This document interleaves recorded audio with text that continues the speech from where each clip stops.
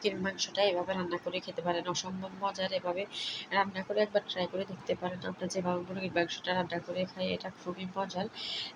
আমি এখানে আজকে একটা কক মুরগি রান্না করব। এখানে প্রথমে কেটে ধুয়ে পরিষ্কার করে হলুদ, মরিচ, লবণ ভালো করে মেখে নিব, নিয়ে একটু হালকা লালচে করে নেব, বেশি ভাজবো না, যেহেতু এই মুরগি ভাজা ছাড়াই রান্না করে। তারপরে একটু ভাজতেছি, যেহেতু ছোট মুরগি সেই জন্য একটু হালকা একটু লাল করে ভেজে নিব। তারপরে এখানে গিলা, কলিজা এগুলো আমি ভেজে নিব। এগুলো ভেজে করে ভাজে রান্না করলে খুবই মজা হয়। সবগুলো একসাথে ভাজবো। আর আলু দিব, আলুগুলোও ভাজে নিব। তারপরে কড়াইতে পরিমাণ মতো পেঁয়াজ, তেল, তারপরে এলাচ, লং, তারপরে তেজপাতা দিয়ে এখানে দিয়ে দিচ্ছি পরিমাণ মতো রসুন, তারপরে দিচ্ছি একটু হলুদ গুঁড়া, দিচ্ছি একটু মরিচ গুঁড়া, দিয়ে দিব এখানে লবণ, তারপরে দিয়ে দিব একটু জিরার গুঁড়া, দিয়ে এগুলো ভালো করে নেড়ে ছেড়ে দেবেন। যেহেতু মুরগিটার মধ্যে একটু রসুন বাড়াই দিবেন, আদাটা কম দিবেন, দিয়ে একটু ভালো করে নেড়ে ছেড়ে তেলটা বেশি আসার পর আলু দিয়ে দেবো। যেহেতু এটা ছোট মুরগি, এটা জোশ নিবে কম, কিন্তু এটা মুরগিটা আগে দিয়ে দিলে কিন্তু এটা স্বাদ কমে যাবে, কারণ মুরগিটা নরম হয়ে যাবে বেশি। আলুটা যেহেতু নরম করতে হবে, আমরা তেল হালকা ভাজছি।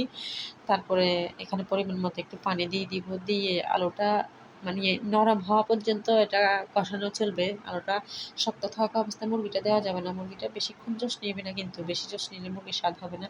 তারপরে আলুটা নরম হয়ে আসার পর আমি এখানে মুরগিটা দিয়ে দিছিলাম, মুরগিগুলো দিয়ে পরিমাণ মতো পানি দিয়ে দিছি, দিয়ে একটু বলক এসে আমার যেরকম পরিমাণ আমি রাখবো তরকারিটা, একটু ঝোল বা মাখা মাখা, ওই পর্যায়ে আমি মুরগিটা নামাই নিব। এখানে আমি আপনাদের মাছ পর্দায় তো যে কেউ এটা চেক করে নেবে, জিরার গুঁড়ো যারা যেরকম মশলা খায়, ঝাল পরিমাণ। আর তারপরে বলক চলে এসে আমার এটা আমি একটু মিডিয়াম ঝোল রাখবো, নামাই নিছি। অসম্ভব সুন্দর কালার হয়েছে, আলহামদুলিল্লাহ খুবই মজার হয়েছে। এভাবে মুরগিটা খুব মজার হয়, এভাবে রান্না করে দেখছি, খুবই মজার।